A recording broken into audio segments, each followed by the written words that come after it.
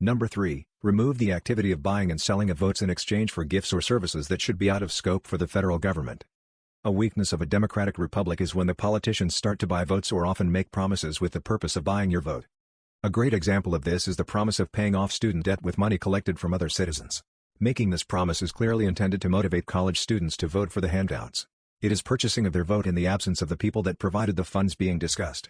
Some might also say this supports those who are already expected to benefit from their education and is a form of reparations for the middle class. Free stuff is good in many cases and some social programs are good for society. The issue arises when the people receiving the free stuff outnumber the people paying for the free stuff.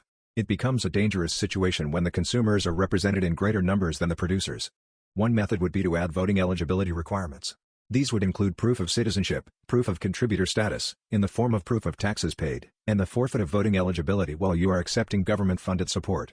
At least until the person is back on their feet and paying taxes into the social funds. Those contributing to the greater good of our society which is funded by their taxes should be given a voice as to how that money will be distributed or not distributed. People not contribute. A secondary solution would be to remove the federal government from acting like a charity altogether. Charity could be managed locally and at a state level. This would be a tough sell, but maybe with the previous changes, it could be possible. The more people living off the government, the more powerful the government becomes, and the lower our standard of living drops.